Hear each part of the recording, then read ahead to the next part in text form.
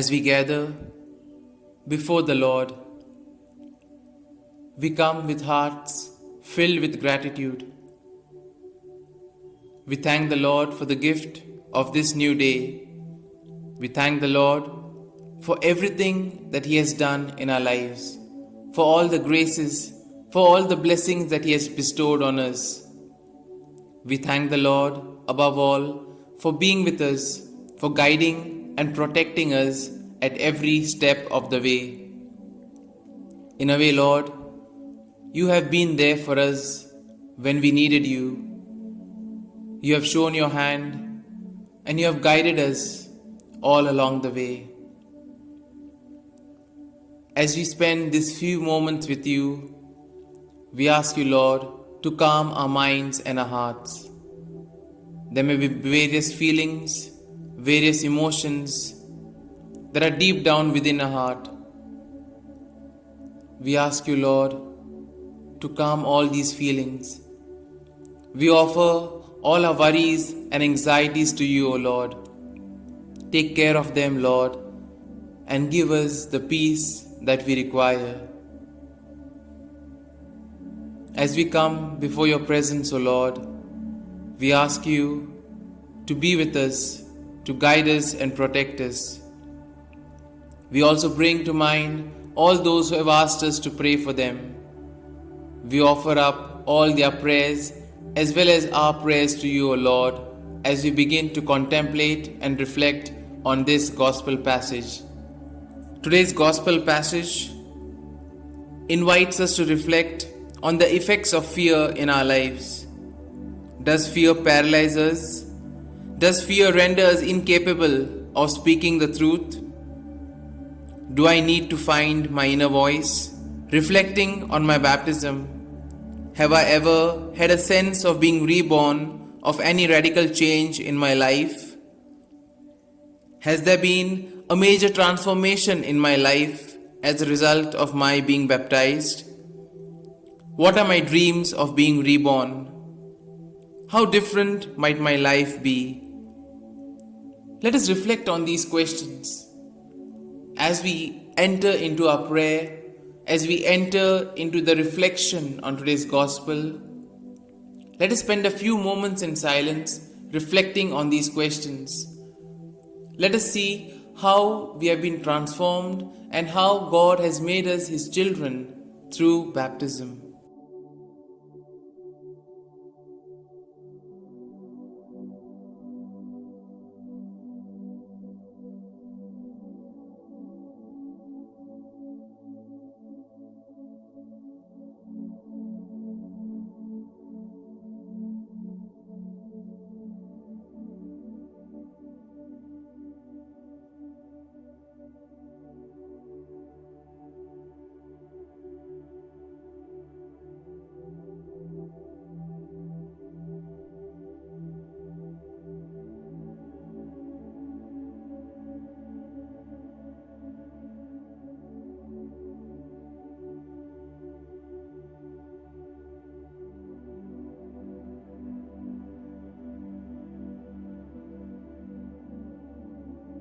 Nicodemus was seeking to know who Jesus was.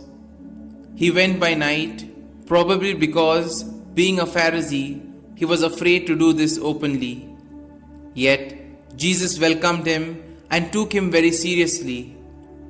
I too, and people I know, may be seeking after the truth, yet afraid of doing this openly because of what others might think of them. Yet, Jesus welcomes my goodwill and my efforts, and He challenges me to be born anew. I too, like Nicodemus, find it difficult to imagine how I can change what is so clearly a part of me. I ask for the grace to know where Jesus is inviting me to be born anew, in things large or small, and to do my best to fulfill His will.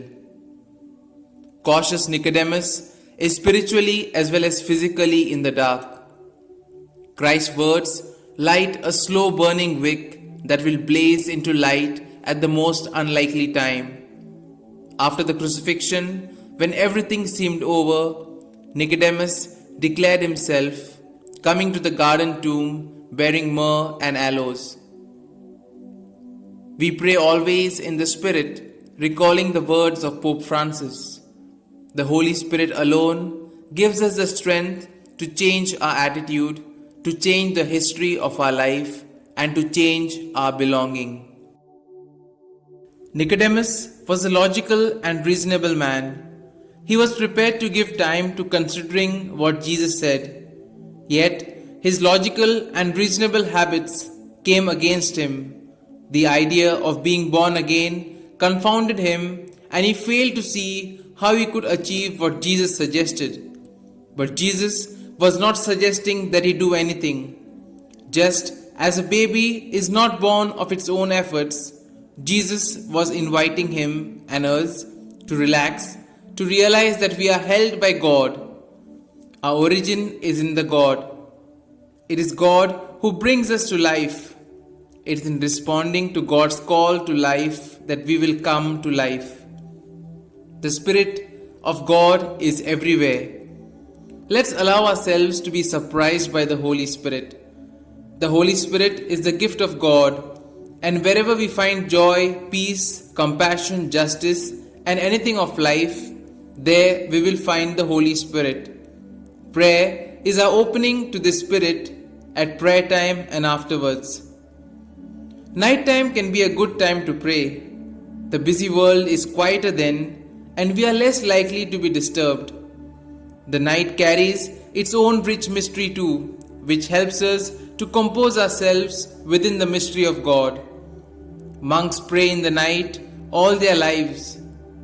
We can ask ourselves, can we do so for at least a few moments before retiring to bed? When I let the good Spirit guide me, life takes on a new dimension. I am no longer stuck in a groove, living a flat, dull life. But we begin to notice God even more. We see people freshly as images of God, extraordinary immortals. We see ourselves as a carrier of God's great love, which is to be shared, and we become a freer spirit and a happier person. Nicodemus was a Pharisee, one of a closely knit brotherhood who were pledged to keep every detail of the law as expressed in the first 5 books of the Bible. They were good people, but they had created such a maze of obligations that it was a lifetime's work to remember them all. In fact of that, Jesus was saying something simple. Be born of the Spirit. Love God and love your neighbor. The love of God is poured out in our hearts by the Holy Spirit who is given to us and who makes us children of God. Lord, may I heed your Spirit and live by the Spirit. Prayer moments are moments to be born from above. We allow cares, no matter how important to ourselves and others, to drift off for a while. We leave aside the phone and messages and allow God to become real in our lives, for God already lives in our hearts. We are born strong with God, and with God's grace being born in us, love is born too. Prayer is our daily time to rekindle the love in our lives. Nicodemus approaches Jesus with great caution and by night. He does not commit himself openly. In a way, we can ask ourselves, in what ways do we hold back from full commitment to Jesus? Jesus always knew what was in people, what was their real agenda, and what they really wanted in life. What did Nicodemus see when he looked at Jesus? Or what does Jesus see when he looks at Nicodemus? And what does Jesus see when he looks at each and every one of us today? Nicodemus is a teacher. When Jesus tries to teach him, Nicodemus does not seem to learn. It is God's part to give, ours to receive. How receptive am I as a learner? Is my heart open? What are my limits and conditions? I am formed of flesh and spirit. I wash, clothe, and feed my body. What do I do to nourish my spirit? The wind is used as an image of the Holy Spirit. We take some time to notice what the wind does, how it affects the world, and how it is an image of the movement of God. Let us spend this time being with Jesus and looking at the ordinary and learning something and thus becoming wise. And having reflected on this gospel passage, we ask the Lord for the grace to be born again, the grace that we can transform our lives, that we may give up on all that binds us, all that holds us back, and that we may entrust our entire selves to the Lord to do His will and to build His kingdom on earth. And as we continue reflecting on the gospel, let us now bring to mind all those who have asked us to pray for them. Let us also put forth our own prayers and petitions before the Lord. We continue to pray for the ongoing pandemic situation. We pray for the victims. We pray for the doctors, the nurses, the medical staff, all those who toil day and night. We also pray for all those in charge of administering the vaccines. We ask the Lord to be with them so that whatever they do, it may be for the common good. We also ask and pray that the government authorities may take appropriate steps for the good of the people. We also pray for those who celebrate their birthdays and their wedding anniversaries today. And we ask you, Lord, to be with them, guide them, and give them good health of mind and body. We also pray for all those who are preparing for the exams and those who are yet to answer the exam.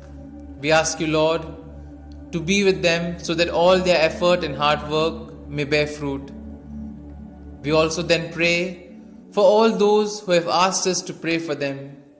We ask you, Lord, to listen to their prayers and to grant their intentions. We also pray for all those who feel left alone, all those who dejected, all those who have some kind of issue or the others, those who need your help. Be their rock and their support, O Lord, and guide them in their journey of life. We also pray for all those who are languishing in the destitute houses, in the home for the aged. You be their comforter, O Lord, in these times. We also pray for those who are suffering from various other ailments. We ask you, Lord, to be with them and give them good health of mind and body. We also pray for peace in the world, peace among religions, peace among nations, peace within the family, in the neighborhood, and most importantly, peace within ourselves. We also ask you, Lord, to help each and every one of us, that as we continue this journey, help us to be reborn, help us to transform ourselves, to live our old lives, so that we may embrace a newer life that is filled with the Holy Spirit, that is filled with whatever you want us to do for you. And Lord, we also continue to pray for all those who feel lost, all those who have gone astray. Bring them, Lord, on the right path, show them your light, and bring them closer to you. And as we continue our prayer, as we have reflected on today's gospel, we ask the Lord that as we continue our day to day, doing our daily chores, our daily work, we ask you, Lord, to be with us, guide us, and protect us, so that our every action may reveal your love, mercy, and compassion to all those around us. Amen.